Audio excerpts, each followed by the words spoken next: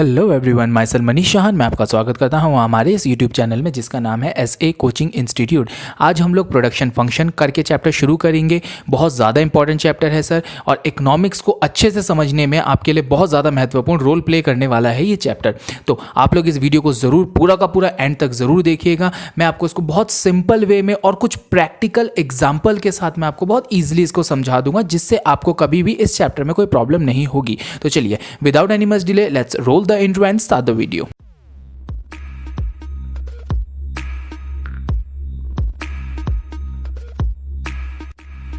हमारा टॉपिक शुरू होता है। चैप्टर का नाम क्या है हमारा, इसके डिफरेंट नेम्स है, तो मैंने वही एक आपके कन्वीनियंस के लिए मैंने डिफरेंट नाम डाल दिए हैं जो चैप्टर के आपको आपकी बुक में मिल जाएंगे।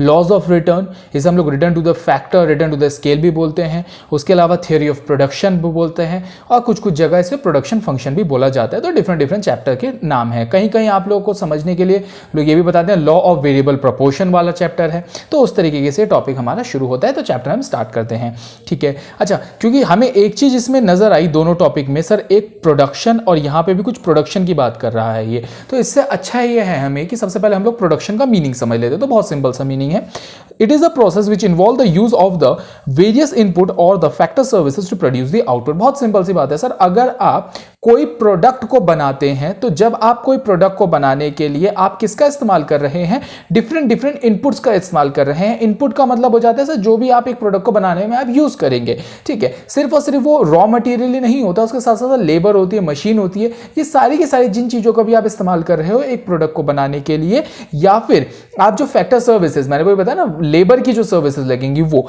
इन सारी चीजों का आप इस्तेमाल करते हो टू प्रोड्यूस एन आउटपुट, जिसके मदद से आप क्या करोगे, एक प्रोडक्ट को बनाओगे। That is the production. जैसे एग्जांपल में मैंने इसमें लिखा हुआ है आपका टू प्रोड्यूस द शूज। यदि अगर आप कोई जूता बनाना चाहते हो तो आपको कुछ इनपुट की जरूरत पड़ेगी। कौन कौन से इनपुट, जैसे सर शू वर्कर, फैक्टर सर्विस वर्कर की जरूरत पड़ेगी सर, लेदर की जरूरत पड़ेगी, रॉ मटेरियल ग्लू की जरूरत पड़ेगी, रॉ मटेरियल सर। उसके अलावा क्या है हमारा, शू मेकिंग मशीन, और हमेशा उसके साथ साथ कुछ शू मेकिंग मशीन की भी इस्तेमाल पड़ेगी, जिसके थ्रू आप उस प्रोडक्ट को प्रोड्यूस करोगे। That is the production. तो सिंपल है सर, जैसे ही आप इनपुट को प्रोसेसिंग यूनिट में डालते हो तो आपको एक आउटपुट मिलता है।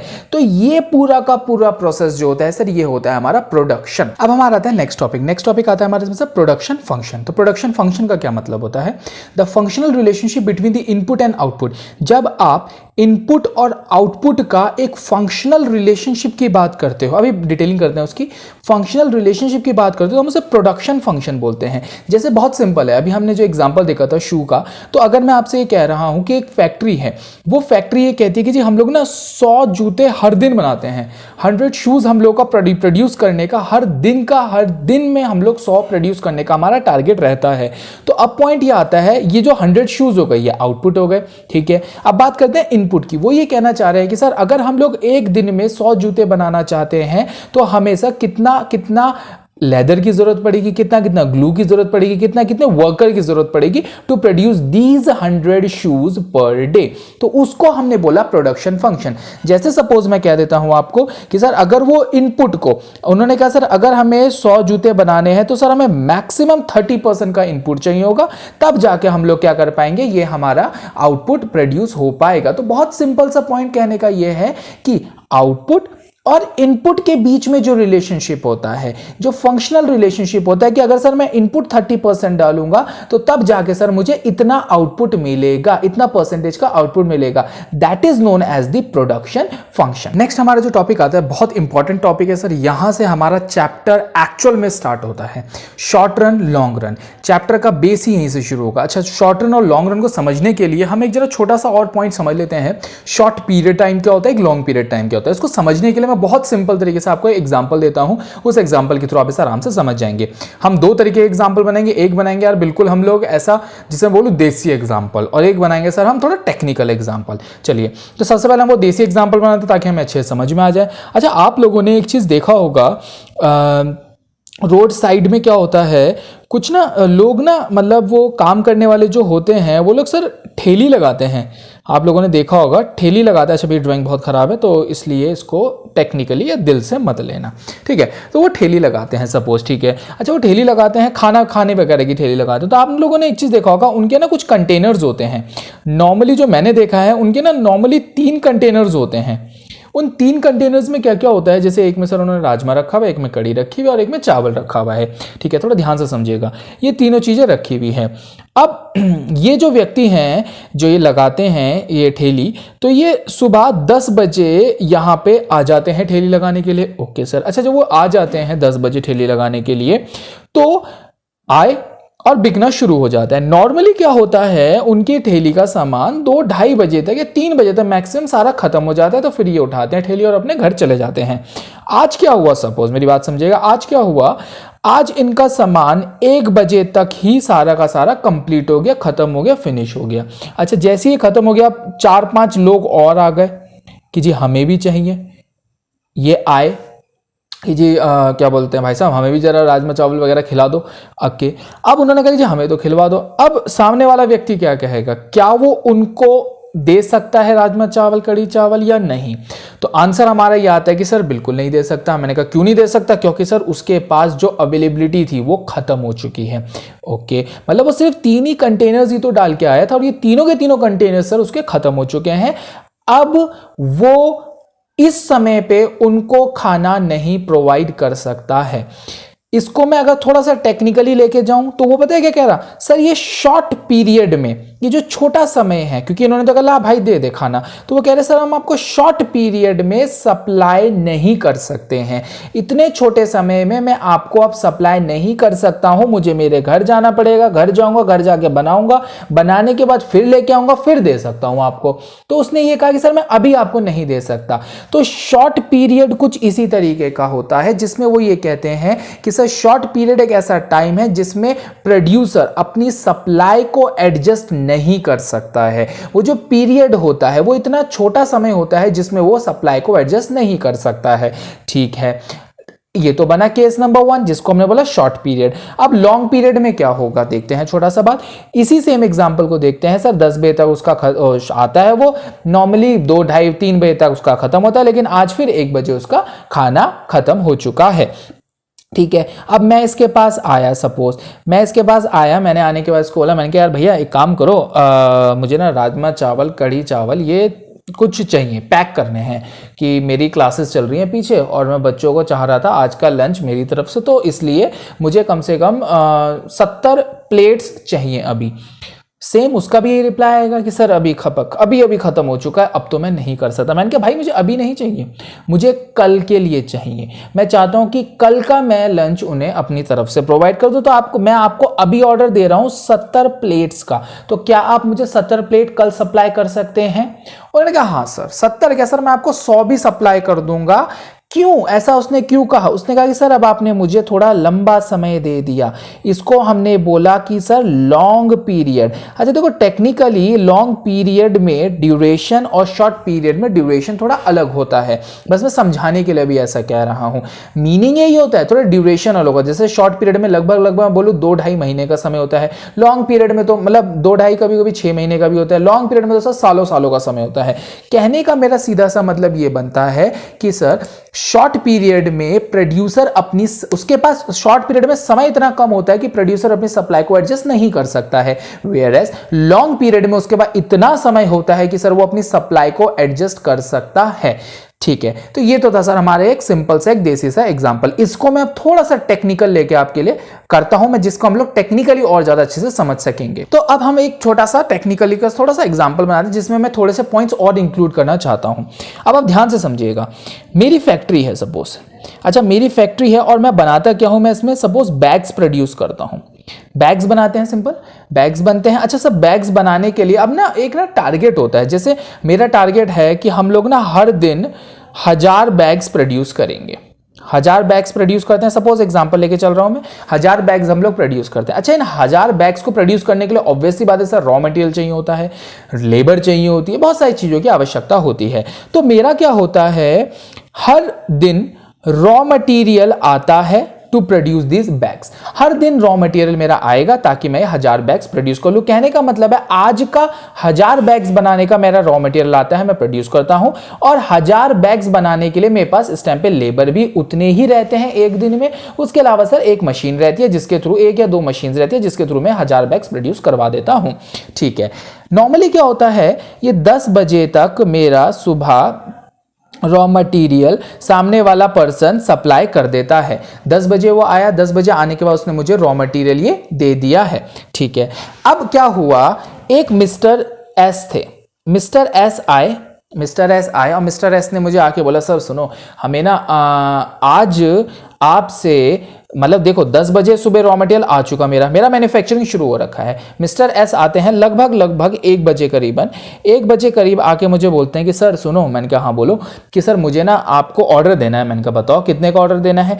मैंने कहा अगर 1000 बैग का ही बोलेगा तब तो मैं इधर उधर कर आके इसको एडजस्ट करके दे दूंगा 1000 बैग। इसने कहा नहीं सर, मुझे आपको देना है 20,000 बैग्स का ऑर्डर।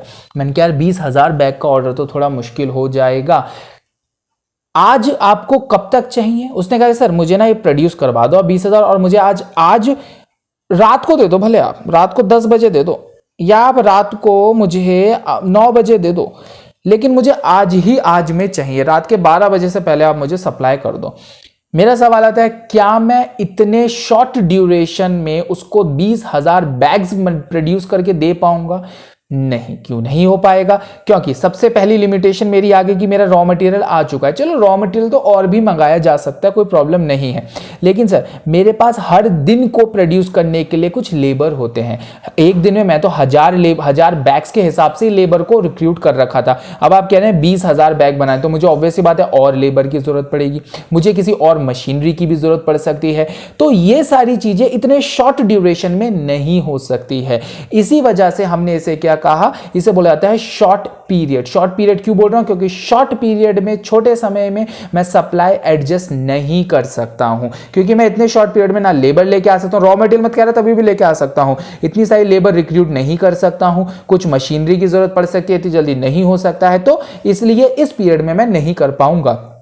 ओके, ये तो हो गया केस नंबर 1। केस नंबर 2 की बात करा जाए, सिमिलरली सर एस आए मेरे यहाँ 1 बजे आए, 1 बजे आके मुझे कहते हैं कि सर 20,000 बैग्स का मैं आपको ऑर्डर दे रहा हूँ, मैं आपको 6 महीने का समय दे देता हूँ या थोड़ा ज़्यादा समय दे देता हूँ। मैंने कह रहे सर 6 महीने में 20,000 के मैं आपको 1,20,000 बैग्स बना के दे दूंगा। क्यों? क्योंकि मेरे पास अब समय थोड़ा लंबा हो गया है, थोड़ा समय ज़्यादा मिल गया है मुझे। इस समय ज़्यादा मिलने की मदद से मैं क्या करूँगा, मैं उसी हिसाब से रॉ मटेरियल ज़्यादा मंगा लूँगा। ओके, मैं लेबर भी नहीं रिक्रूट कर लूँगा। ओके, और इन केस अगर मुझे मशीनरी की थोड़ी जरूरत पड़ी तो शायद मैं वो भी जरूरत पूरी कर सकता हूं। तो कहने का मतलब ये आ जाता है लॉन्ग पीरियड जिसमें आपको लंबे समय मिलता है, जिसके थ्रू आप क्या कर सकते हो, अपनी सप्लाई को एडजस्ट कर सकते हो। दूसरी तरफ शॉर्ट पीरियड जिसमें आपको समय कम मिलता है, जिसकी वजह से आप अपनी सप्लाई को एडजस्ट नहीं कर सकते हो। अब हमारा नेक्स्ट टॉपिक आता है, जैसे हमने अभी शॉर्ट रन समझा, शॉर्ट पीरियड समझा, उसी से रिलेटेड ये समझ में हमारे लिए थोड़ा आसान हो जाएगा। थोड़ा मैं इसको प्रोडक्शन के पॉइंट ऑफ व्यू से बात करते हैं, ठीक है। शॉर्ट रन क्या होता है? Short run refers to the period of time over which the amount of some input, कुछ इनपुट, एक ऐसा, देखो शॉर्ट रन एक ऐसा पीरियड ऑफ टाइम है जिस समय में कुछ इनपुट्स, जिसको हम लोग बोलते हैं फिक्स्ड फैक्टर्स, ये फिक्स्ड फैक्टर्स जो होते हैं वो चेंज नहीं हो सकते हैं। देखिए बहुत सिंपल सी बात है, मैंने अभी हम लोगों ने जब स्टार्ट करा था तो हमने एक चीज़ पढ़ी थी, जैसे यहाँ हमने देखा था कि सर हम जब शूज़ बनाएंगे तो शूज़ बनाने के लिए डिफरेंट इनपुट की ज़रूरत पड़ेगी, जैसे shoe worker, leather, glue, shoe making machinery, ठीक है। तो यहाँ पे यह आया था कि सर कुछ फैक्टर्स हमारे ऐसे होते हैं जो वेरिएबल होते हैं, जिनको मैं आसानी से, बहुत आसानी से छोटे समय में सर उनको चेंज कर सकता हूं, वेरी कर सकता हूं। जैसे वर्कर, देखो वर्कर एक तरीके से बड़ी आसानी से चेंज हो जाएगा। मतलब जैसे अगर मुझे कोई प्रोड्यूसर कहता है कि आपके पास सर 2-4 महीने का समय है, प्रोडक्शन कर लीजिए, तो मैं वर्कर बढ़ा सकता हूं, मैं लेदर और लेके आ सकता हूं, मैं ग्लू और लेके आ सकता हूं। लेकिन सर ये जो शू मशीनरी है ना, ये मशीनरी लाने में थोड़ा समय लग सकता है, या मशीनरी को इंस्टॉल करने में समय लग सकता है। या फिर अगर मैं कह रहा कि मैं फैक्ट्री नहीं डालना चाहता हूं, इसमें फैक्ट्री को भी हम एग्जांपल की तरह कह सकते हैं, मैं एक नई फैक्ट्री बनाना चाहता हूं तो उसको बनाने में समय लग सकता है। तो अगर मैं सिंपल आपको बोलूं कि ये जो वेरिएबल फैक्टर्स होते हैं इनको आप लोग शॉर्ट रन में आराम से वेरी कर सकते हो, वेयर एज जितने भी फिक्स्ड फैक्टर होते हैं आप इनको शॉर्ट रन में वेरी नहीं कर सकते हो। जैसे मैंने एग्जांपल लिख दिया, शॉर्ट फिक्स्ड फैक्टर में प्लांट एंड मशीनरी हो गई, या वेरिएबल में लेबर या रॉ मटेरियल हो गया है। तो फिर देखते हैं, short run refers to the period of time over which the amount of some input, कुछ इनपुट को आप चेंज नहीं कर सकते हो शॉर्ट रन में। और कौन से इनपुट को चेंज नहीं कर सकते हम लोग? फिक्स्ड फैक्टर्स को, फिक्स्ड वाले फैक्टर्स को हम लोग चेंज नहीं कर सकते। बहुत इंपॉर्टेंट है ये, अभी आगे हमारे टॉपिक इसी पे चलेगा, ठीक है। दूसरी तरफ अगर हम लोग लॉन्ग रन की बात करें, लॉन्ग रन में तो सर हमें इतना ज़्यादा समय होता है, मतलब आप मान के चलिए कम से कम 3-3 साल मिल रहे हैं, हमें 4-4 साल मिल रहे हैं। कि एक मेरा प्रोड्यूसर ने बोला कि सर मैं आपको 4 साल का कॉन्ट्रैक्ट दे रहा हूं, कि 4 साल की हमारी डील हो रही है, 4 साल के बाद आप मुझे हमारा सारा सामान या जो मैंने आपको कॉन्ट्रैक्ट दिया है, डील दी है, वो आप मुझे कंप्लीट करके दे देना 4 साल में। मैंने कहा भाई 4 साल में इतना ज़्यादा समय है कि मैं सारे के सारे फैक्टर्स ऑफ प्रोडक्शन, मतलब सारे के सारे अपने इनपुट को मैं क्या कर सकता हूं, वेरी कर सकता हूं। जितने भी मेरे इनपुट है सारे के सारे मैं वेरी कर सकता हूं।